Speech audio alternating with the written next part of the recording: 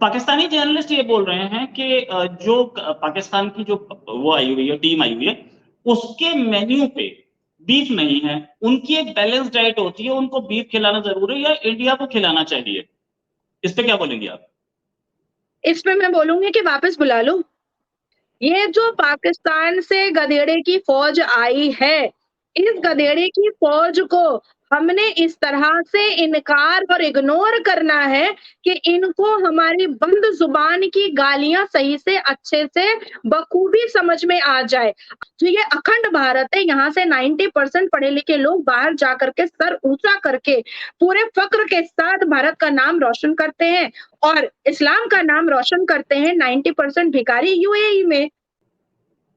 नमस्कार। पाकिस्तान की cricket team आई है इंडिया, और पाकिस्तान के बहुत सारे क्रिकेटर्स बोल रहे हैं कि जी इनको बहुत सारे पाकिस्तान के जो जर्नलिस्ट हैं वो भी ये बोल रहे हैं कि हमारे मेन्यू में बीफ नहीं है, इनको बीफ भी खिलाएं हम, है ना? पहले तो खेलने आ गए, हमारे कंट्री में बीफ भी खाएंगे ये। खैर एनीवेज, आप इस पर बहुत सारे इंडियंस बोल रहे हैं कि यार तुम्हें अगर बीफ तो मिलेगा नहीं, तुम्हें नहीं खेलना तो वापस चले जाओ। खैर जाने के मूड में वो दिख नहीं गए। और भी के अनंतनाग हमले के बाद से एक माहौल था कि हमें इनके साथ खेलना नहीं चाहिए, फिर भी क्रिकेट टीम आ गई है। क्या मजबूरियां हैं? हमारी इंटरनेशनल कमिटमेंट्स हमारी मजबूरियां हैं। हमें मजबूरी में इन्हें बुलाना पड़ेगा क्योंकि हम इंटरनेशनल कमिटमेंट में इस समय एशिया कप भी चल रहा है, एशियन गेम्स भी चल रहे हैं। हम वहां खेल रहे हैं ना, पाकिस्तान भी वहां खेल रहा है, हमारी मजबूरी है। लेकिन इनको ठीक कैसे किया जाए, इसी बात करने के लिए हमारे साथ नाजिया इलाही खान जी। नाजिया जी लॉयर हैं, एक्टिविस्ट हैं। नाजिया जी बहुत बहुत स्वागत आपका हमारे शो में। नाजिया जी, वंदे पाकिस्तान मातरम, की टीम भारत आ गई माता है। की जय। भारत माता की जय। आपको भी, आपको भी। नाजिया जी, पाकिस्तान की टीम आ गई है, अब हम क्या कर सकते हैं ऐसे में कि पाकिस्तान की टीम को हम इसको कैसे ठीक करें? देखिए, सबसे पहले जो आपका इंट्रोडक्शन कंटेंट था वो बीफ के बारे में, तो मैं आपको पहले ये बता दूँ कि 12 फरवरी 2023 को मौलाना अरशद मदनी ने एक बड़ी भरी सभा में कहा है, ऐलानिया, कि इस्लाम जो है वो भारत से स्टार्ट हुआ है और भारत की संस्कृति ये है कि यहाँ पर गौ माता हम मानते हैं। बीइंग अ मुस्लिम, मैं 2 चीज़ें बहुत ज़रूर से ध्यान रखती हूँ कि एक, मैं पोर्क नहीं खाती हूँ और दूसरा, मैं बीफ टच भी नहीं करती हूँ। और हमारे यहाँ कुर्बानी में भी इस चीज़ को बहुत ज़्यादा ख़्याल रखा जाता है। अब आती है बात आपके सवाल पर। सवाल ये है कि भाई उतरे तो अकबर, बाबर, बीरबल सब उतर गए। अब उतरने के बाद तो पहला स्वागत उनका गेरुआ स्कार्फ से हुआ है। अब जय सिया राम बुलवाना पड़ेगा हमारे सनातनी भाइयों को इनके मुँह से।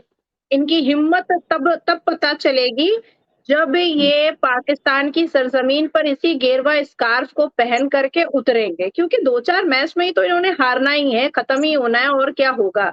इनकी इनकी इनकी मतबुद्धि तो सिर्फ़ औरतबाज़ी पर और औरत के ब्लाउज़ पर लगी रहती है, कि कौन कितने बड़े बड़े गले का ब्लाउज़ पहनी है। तो अब देखिए, अब मैं थोड़ा आपको इंटेलेक्चुअल बात मैं कहना चाहूँगी कि देखिए रोहित भाई, मेरी और आप अपनी और ये भारत के तमाम नागरिक के बारे में मैं कहूँगी कि हम अपनी ज़िंदगी में बहुत सारे विभिन्न प्रकार के लोगों को देखते हैं, मिलते हैं, देश-विदेश हम घूम कर आए हुए हैं। आपने भी बहुत कंट्रीज़ और बहुत स्टेट्स घूमे हैं। मैंने भी पढ़ाई के ज़रिए से, पॉलिटिकल मीटिंग्स के ज़रिए से, सेमिनार्स के ज़रिए से बहुत कुछ घूमा है। तो अलग-अलग कास्ट, क्रीड, रिलिजन, हैबिट, कोई मॉर्निंग पीपल होता है, कोई इवनिंग पीपल होता है, कोई कॉफ़ी पीपल होता है, कोई चाय पीपल होता है, कोई ह्यूमैनिटी को ही अपना धर्म मानता है, कोई डायबॉलिक माइंडेड पीपल होता है। तो पाकिस्तान का बस एक ही ज़ुबान है, टेररिस्ट, जिहाद, टेररिज़्म इंडस्ट्री, टेररिज़्म फैक्ट्री।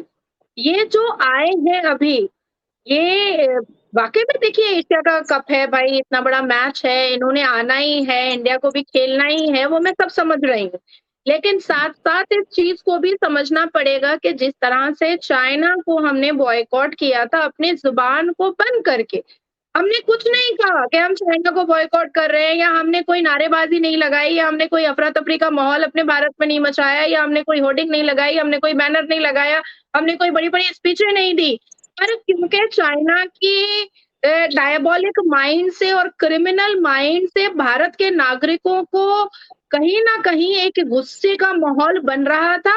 हमने अपनी रोज़मर्रा की ज़िंदगी में चाइना के बनाए हुए चीज़ों को जिस तरह से इग्नोर करना, उनको उसको उसको बिल्कुल वैनिश्ड करना स्टार्ट किया।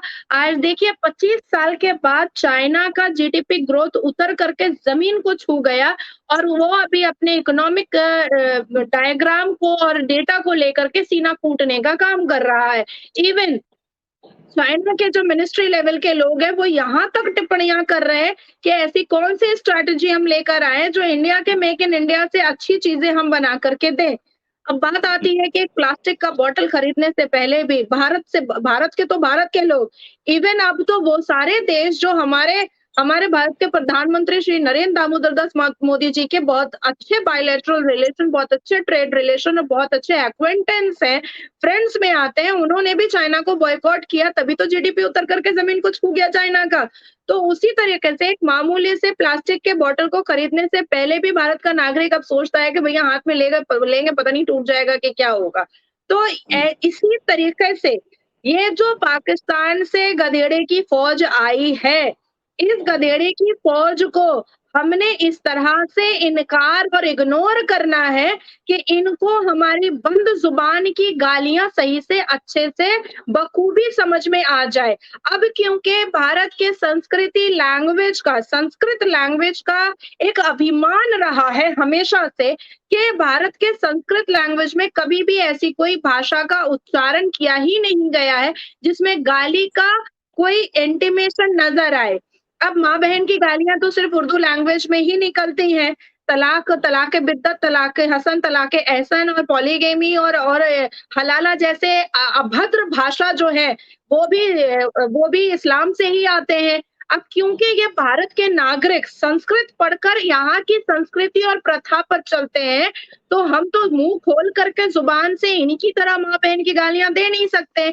तो इन गधेड़े की फ़ौजों को हमें ऐसा इग्नोर करना है, ऐसा इग्नोर करके इतना बेइज़्ज़त कर देना है प्लीज कि कंटिन्यू। इनके दिमाग में ये बात पेवस्त हो जाए कि भारत के नागरिक हमें गधेड़े की फ़ौज ही समझते हैं, इसके अलावा कुछ नहीं समझते हैं। अब क्योंकि ये बात पूरे भारत को भी पता है और पूरी दुनिया को भी पता है कि पाकिस्तान गधे का एक्सपोर्ट करता है, पाकिस्तान भिखारियों का एक्सपोर्ट करता है। यूएई और सऊदी अरबिया बेचारा हर रोज़ चीख रहा है कि अपने भिखारियों को बुलवा लो, टूरिज़्म वीज़ा पे आता है, यहाँ भीख माँगता है। देखिए इनका दिमाग कि ये पाकिस्तान के लोग भीख माँगने के लिए भी महँगी मस्जिदों के बाहर यूएई में बैठते हैं, क्योंकि वहाँ रियाल में और डॉलर में पैसे वो लोग भीख में देते हैं, तो और अच्छे-अच्छे खाने देते हैं भीख में।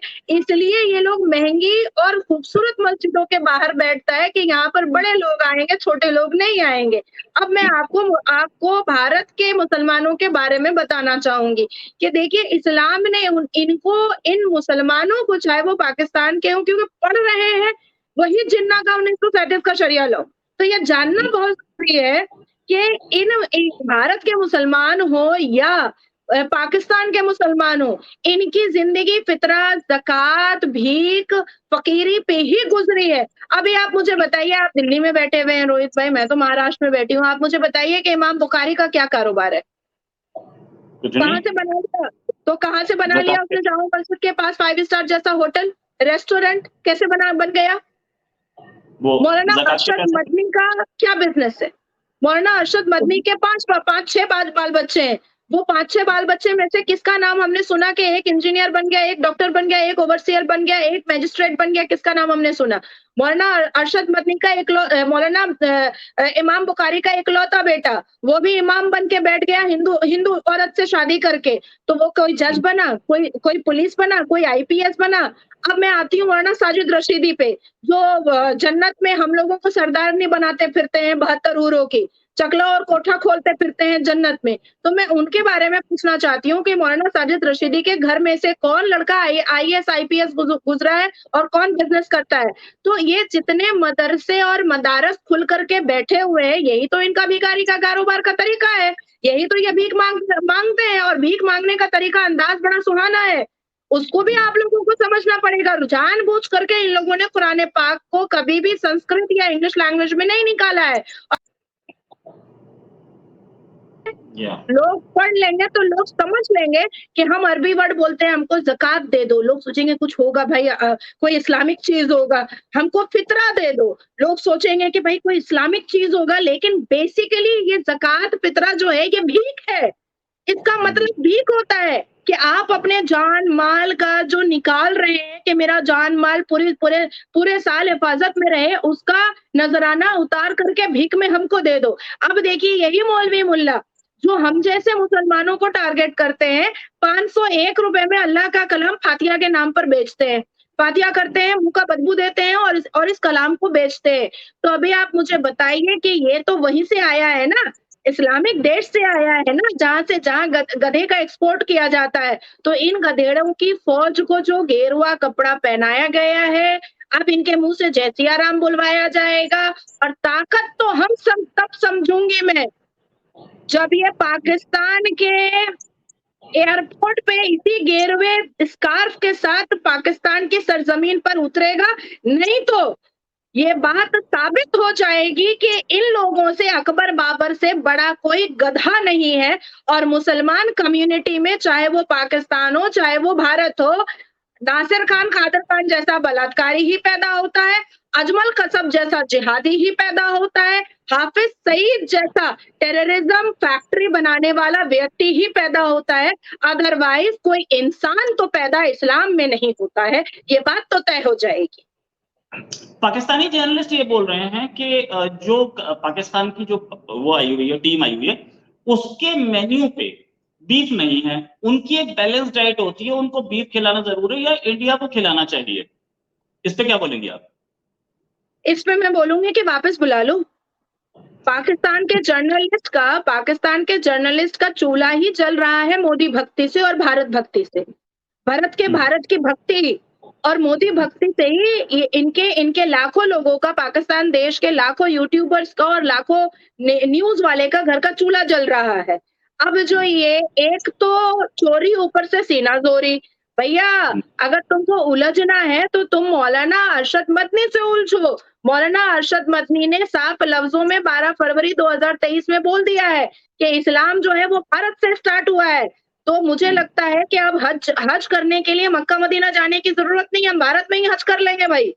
तो जब भारत से इस्लाम स्टार्ट हुआ है तो अखंड भारत राष्ट्र, भारत की भूमि, भारत माता की जय, जय सिया राम, जय हनुमान जी की, हर हर महादेव वाली धरती पर आपको गौ को गौ माता ही मानना पड़ेगा, नहीं तो पतली गली से निकल पड़िए, हमें कोई फर्क भी नहीं पड़ेगा।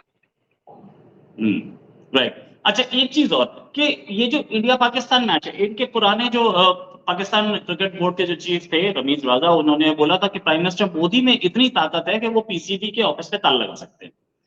इनके जो रेवेन्यू है वो इंडिया से आता है, तो हम क्या ऐसी डेंट दे सकते हैं कि पूरा कंट्री मान ले कि नहीं, इनके मैच देखने ही नहीं, पाकिस्तान का एक मैच नहीं देखना, इंडिया पाकिस्तान मैच भी नहीं देखना। बहुत सारे लोग बोल रहे हैं कि इंडिया पाकिस्तान के साथ हम खेलो ही मत, खेलो मत, तो वो तो इंटरनेशनल लॉज में आ जाता है, वो हम नहीं कर सकते। लेकिन हम मैच ना देखें तो इनके मैच फ्लॉप हो जाएंगे, रेवेन्यू भी नहीं आएगा। नहीं, बेसिकली हमें यही करना चाहिए और उसी का उदाहरण मैंने दिया था कि एक प्लास्टिक के बोतल से लेकर के चाइना के मोबाइल फोन तक को भारत ने बुरे तरीके से, और भारत के साथ साथ जुड़े हुए तमाम देशों ने चाइना को बिल्कुल भी बॉयकॉट किया। उसी तरीके से भारत के नागरिक को, मैं क्योंकि अखंड भारत पर बहुत विश्वास करती हूँ, तो भारत के नागरिक को जब इंडिया पाकिस्तान का मैच हो तो स्टेडियम खाली होनी चाहिए, टीवी नहीं खुला रहना चाहिए, किसी भी तरीके की कोई सट्टाबाजी नहीं होनी चाहिए, किसी भी तरीके का कोई शर्त नहीं होना चाहिए, किसी भी पब या क्लब में इंडिया पाकिस्तान का मैच नहीं देखा जाना चाहिए। और अगर ये हो जाता है, अगर हम सब एक साथ जुड़ करके इस पाकिस्तान का जब मैच होगा तब अगर हम बॉयकॉट करेंगे तो रेवेन्यू नहीं उठेगा और कहीं ना कहीं ताला लगने की नौबत आ जाएगी। अब मैं आपको एक बात बताना चाहूंगी रोहित भाई कि पाकिस्तान ऑलरेडी अपने टेररिज्म माइंड का पे कर रहा है प्राइस, लेकिन अभी भी हमारी छाती जो है वो सुकून में नहीं आई है। ये मेरा परसेप्शन है और मुझे लगता है कि मेरे सनातनी शेरों का भी होगा। अजमल कसब ने जो किया 26/11 में जो हुआ, और अभी अनंतनाग एनकाउंटर में जो हमारे 3 वीर को वीरगति प्राप्त हुई है, जब तक पाकिस्तान पूरा का पूरा डेवेस्टेट ना हो, जब तक पाकिस्तान पूरा का पूरा खत्म ना हो जाए, जब तक पाकिस्तान के लोग भूखे मरना ना स्टार्ट हो जाए, जब तक पाकिस्तान के लोग ये कहना ना स्टार्ट कर दें कि अल्लाह ने भी हमें छोड़ दिया रोड पर भूखे मरने के लिए, जब तक पाकिस्तान मैप से वैनिश ना हो जाए, जब तक पाकिस्तान कंट्रीज के नाम से बिल्कुल बॉयकॉट और खत्म ना हो जाए, तब तक हमें इसको बॉयकॉट ही रखना चाहिए, बॉयकॉट ही रखना चाहिए। और अभी तो कुछ नहीं है, अभी तो हालत टूरिस्ट वीजा पर जाकर भीख मांगने की। और आपने वो सुना था कि पाकिस्तान का एक व्यक्ति फ्लाइट पे ही भीख मांगने लगा था। माय सही। गॉड! मैं तो मतलब भिखारी का भी एक स्टैंडर्ड होना चाहिए भाई।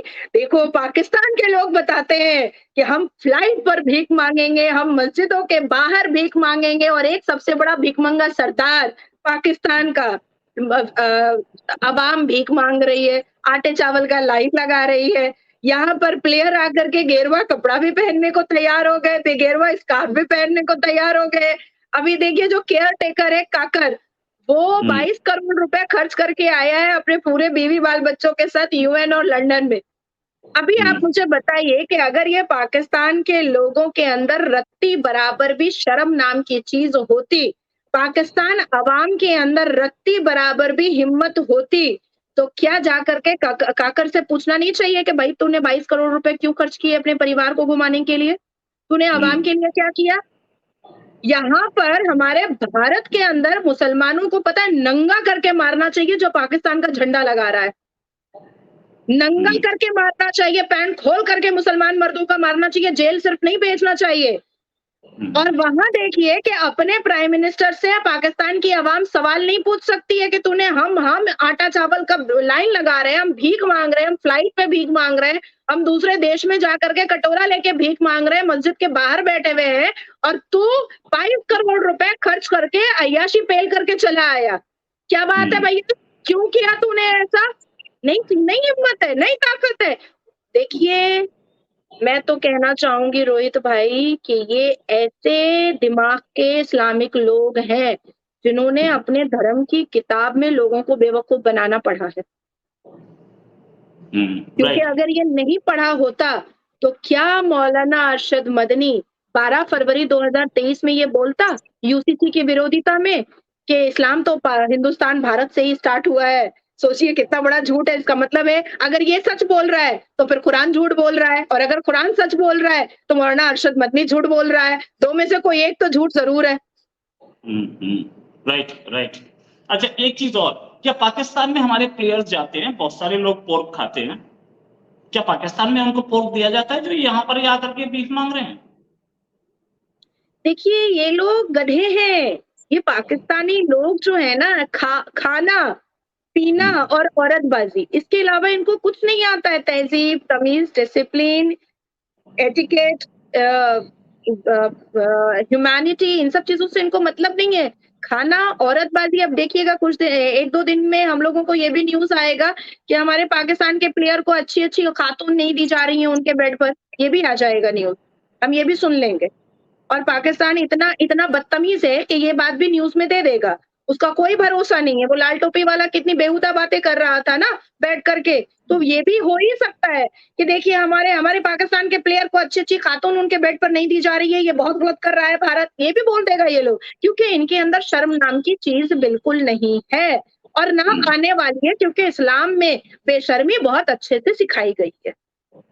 राइट। इनका इनका भरोसा नहीं है, ये कुछ भी कर सकते हैं। अच्छा, एक चीज और, अभी यूएई ने इनके अपने मुस्लिम उम्मा का भाई है, उसने बोला कि 90% भिखारी पाकिस्तान से आ रहे हैं।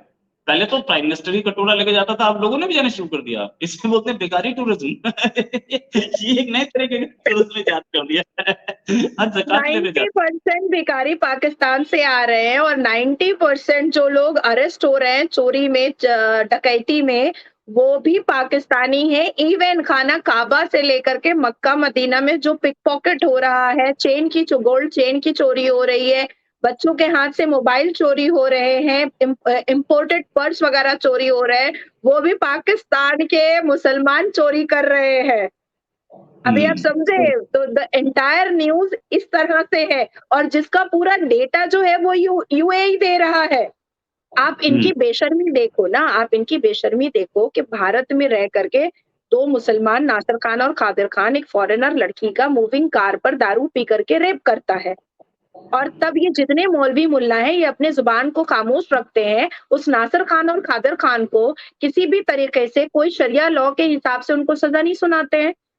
एक्चुअली में इनका शरिया लॉ बना है और इनका कुरान और इस्लाम बना है मुसलमान औरतों के लिए, मर्दों के लिए नहीं बना है। तो ये निहायत ही बदतमीज़, बेगैरत, नहस मनहूस टाइप के मुसलमान मर्द हैं, जो अपनी लाविश लाइफ के लिए, अपनी ठरकबाज़ी के लिए कभी कितने भी नीचे उतर सकते हैं, कितने भी नीचे गिर सकते हैं। और हालात बेशर्मी की हद देखिए कि पाकिस्तान का prime minister coat pant tie में भीख माँगने जाता है और पाकिस्तान की अवाम बुर्का में जाती है महिलाएँ और मर्द जो मुसलमान मर्द है, वो सर पे टोपी लगाकर कुर्ता पजामा पहन करके भीख माँगने जाता है। तो इनकी बेगैरती देख लीजिए कि भीख का भी इन्होंने यूनिफ़ॉर्म बना करके रखा है कि हम भीख भी माँगेंगे तो पूरा एकदम तैयार हो करके सही से भीख माँगेंगे, पिक पॉकेट भी करेंगे, चोरी भी करेंगे, खाना काबा में।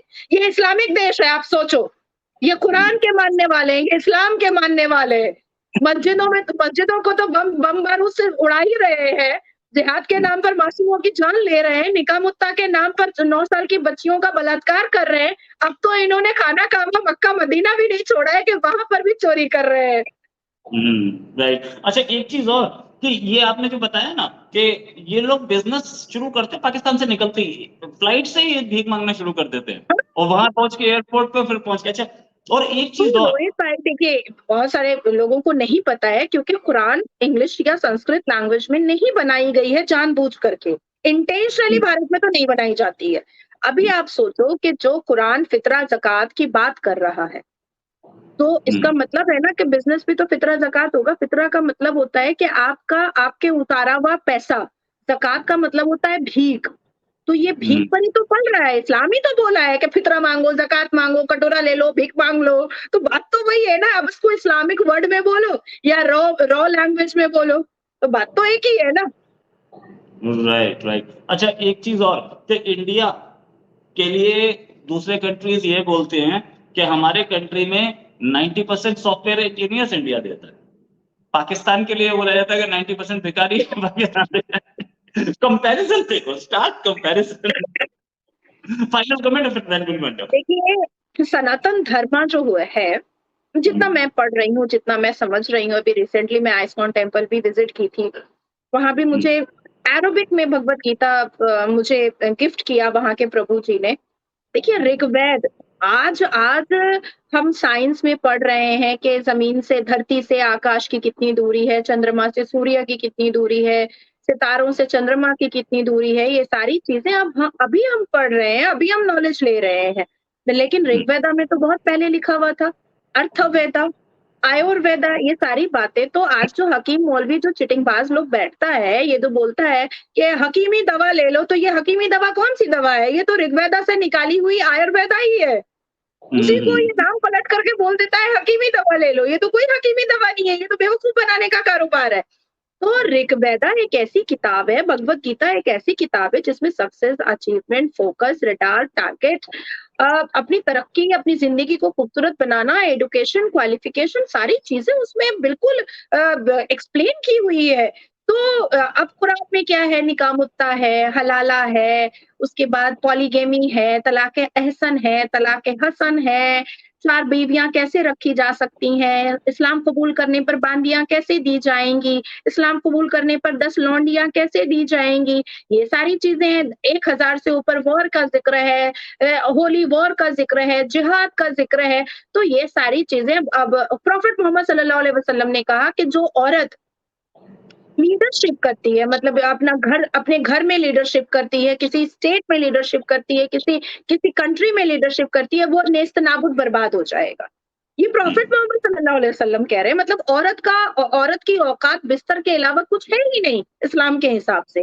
तो जब एक किताब है जो आपको इतनी सारी कुप्रथाओं में प्रोवोकेशन दे रहा है और एक किताब है सनातन धर्म की, जो आपको इंटेलिजेंट बना रहा है, आपके माइंड को वास्ट और फास्ट कर रहा है, आपको जिंदगी में लक्ष्य दे रहा है, आपको योग बता रहा है, तो ये सारी चीज, ये जो सनातन धर्म है, तो इसके तो लोग आगे बढ़ेंगे ही। तो ये तो बिल्कुल सही बात है कि हमारे भारत से हम 90% इंजीनियर, डॉक्टर और जज, मजिस्ट्रेट और वकील दे रहे हैं, और पाकिस्तान इस्लामिक देश है, तो वो कुरान और इस्लाम के हिसाब से 90% भिखारी दे रहा है। तो बिल्कुल सही है, जो जो जिसने जो अपने धर्म में पढ़ा है वो चीज प्रोडक्शन कर रहा है। अब हम आम बोएंगे तो आम का ही पेड़ पैदा होगा ना, जाहिर सी बात है ना। हम बैंगन बोएंगे तो बैंगन का ही पेड़ पैदा होगा, बैंगन के पेड़ में से आम तो निकल नहीं जाएगा।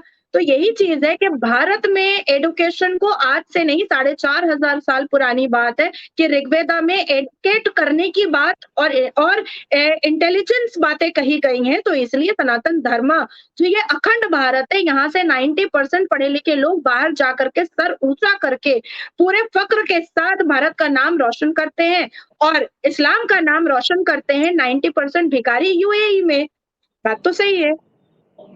थैंक्स अ लॉट नाजिया जी, और बहुत बढ़िया डिस्कशन रहा है। देखिए, पाकिस्तान जो है वो इस तरीके का कंट्री है कि अपने कंट्री में कुछ भी करे, दूसरे के कंट्री में बोलता है यहाँ डेमोक्रेसी होनी चाहिए, यहाँ सबको बोलने का फ्रीडम होना चाहिए। अपने कंट्री में किसी को नहीं। वो इमरान रियाज खान जर्नलिस्ट उठा के ले गए थे, 4 महीने बाद लौटा है, बोल भी नहीं पा रहा है। खैर, यही फ्रीडम ऑफ एक्सप्रेशन है पाकिस्तान का, और वो चीखता है इंडिया में नहीं है। Thanks a lot for joining Nazia ji. उम्मीद है जल्दी एक डिस्कशन और करेंगे। अभी के लिए नमस्कार, धन्यवाद, जय हिंद।